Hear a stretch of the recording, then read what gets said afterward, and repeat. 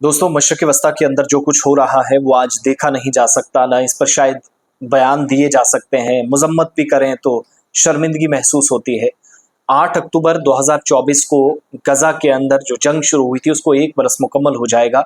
ये जंग अभी ख़त्म नहीं हुई थी। यूक्रेन और रूस की जंग अभी ख़त्म नहीं हुई थी। दीगर कई छोटे छोटे पार्ट्स में जहाँ पर लड़ाइयाँ लड़ी जा रही थी वो अभी ख़त्म नहीं हुई थी कि तारीख का बदतरीन तबाही वाला मंजर जो मैं आपको दिखा नहीं सकता लेबनान के अंदर पेश आया है, क्योंकि लेबनान पर 320 एयर स्ट्राइक्स इसराइल की तरफ से की गई हैं, जिनमें मरने वालों की तादाद 500 से मुतजावज कर गई है, 500 से बढ़ गई है। ये तादाद 492 थी। मुख्तलिफ रिपोर्ट्स पहले सामने आई थी, लेकिन जैसे जैसे हम आगे बढ़ रहे हैं सूरत हाल और भी ख़राब हो रही है।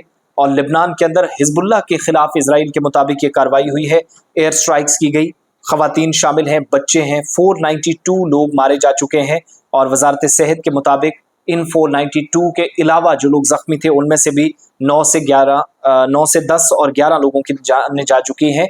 और ऑपरेशन अगले मरहले में एक तरह से दाखिल हो गया है। यहाँ से तैयारियां की जा रही हैं।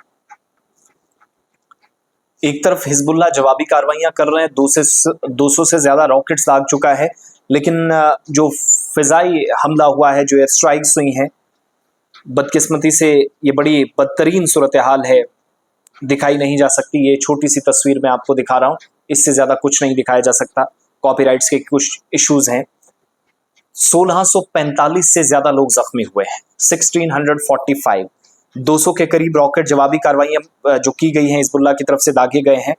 और एक तो इजरायली फौजी चौकियाँ हैं, हैफा शहर में जो राफेल डिफेंस इंडस्ट्री कॉम्प्लेक्स है उसको भी टारगेट किया गया है। और 274 लोग जो सबसे पहले हमले में मारे गए, और उसके बाद फास्फोरस बॉम्बिंग का जो इस्तेमाल किया गया, वाइट फास्फोरस बम, जो एक तरह से इंसानी जिंदगियों के लिए आप कह लीजिएगा कि मारना कम घसीटना ज्यादा वाली बात इसमें हो जाती है कि आप घोंट घोंट कर किसी को अपनी आंखों के सामने मरने देना चाह रहे हैं, वो हालात बनती है। दूसरी तरफ लेबनान और इसराइल की तरफ ये जो कशीदगी है वो और बढ़ गई है। हिजबुल्लाह ने जंग का ऐलान कर दिया है। मौजूदा 40,000 अमरीकी फौजियों की तादाद में इजाफे का भी फैसला कर लिया गया है कि अमरीका जानता है कि ये उसकी शरारत पर हुआ है, लेकिन जवाबी जब पलटवार होगा तो फौरी तौर से फौज बढ़ाना शुरू कर देता है। लेबनान पर इजरायली हमलों के बाद मिस्र या इजिप्ट ने भी बेरूत जाने वाली तमाम परवाजें मनसूख कर दी हैं, रोक दी है। और इजरायली जो जंगे तैयारे हैं, सिर्फ आधे घंटे के अंदर लेबनान के शहर नब्तिया में 80 फिजाई हमले किए, 80 टारगेट्स किए, जिसमें हिजबुल्लाह के अहदाफ पर हमलों का दावा तो किया गया, लेकिन 320 छोटी बड़ी स्ट्राइक्स में 500 से ज्यादा लोगों की जानें जा चुकी हैं। और रिपोर्ट्स ये भी बताते हैं कि इजरायली हुकाम की जानिब से हमला गजा जंग शुरू होने के बाद अब तक का सबसे बड़ा फिजाई हमला था, जिसमें इसराइल ने लेबनान के शुमाली और जनूबी हिस्से पर एक वक्त में हमला किया।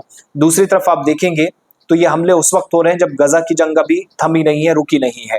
बेंजामिन नेतन्याहू का वीडियो पैगाम सामने आया, जो नेतन्याहू शुमाली गजा को फौजी इलाके में तब्दील करने का फैसला कर रहे हैं। वहीं कह रहे हैं कि लेबनान के शहरियों को मैं मैसेज देता हूं, आपके खिलाफ ये जंग नहीं है, लेकिन अपने इलाके छोड़ दें।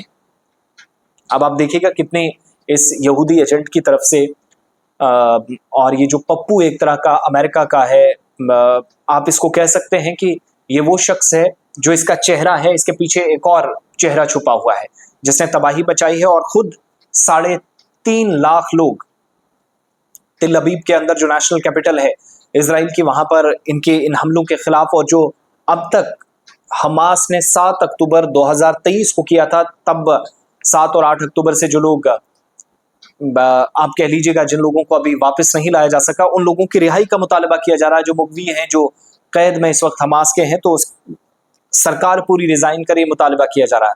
लेकिन जो कुछ लेबनान के अंदर किया गया, एक नए महाज पर लड़ाई छिड़ी गई, हर मुल्क के अंदर आंखें बंद करके कब्जा करने की जो हिमाकत इस वक्त इसराइल कर रहा है, उसमें भरपूर साथ उसका बड़ा भाई अमेरिका दे रहा है।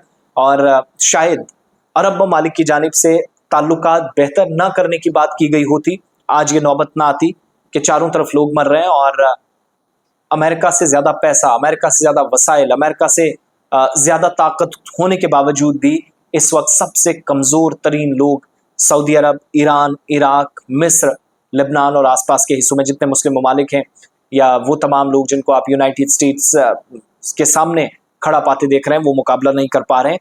यूनाइटेड अरब एमिरेट्स कह लीजिए, या मुत्तहिदा अरब अमारात, या फिर इसके अलावा आप सेंट्रल एशिया कह लीजिए, मशरिक़ वस्ता कह लीजिए।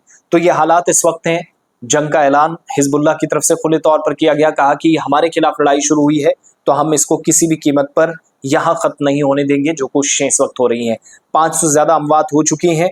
और 2006 में एक हमला इसी तरीके से क्रॉस बॉर्डर एक जंग जो शुरू हुई थी उस वक्त, उसके बाद सबसे बड़ा ये हमला हुआ। हिजबुल्लाह की जानिब से भी रॉकेट्स पूरी रात को लॉन्च किए गए। और अब इजराइल क्या कह रहा है कि एक घर के अंदर से क्रूज मिसाइल हिजबुल्लाह दागने की कोशिश कर रहा था।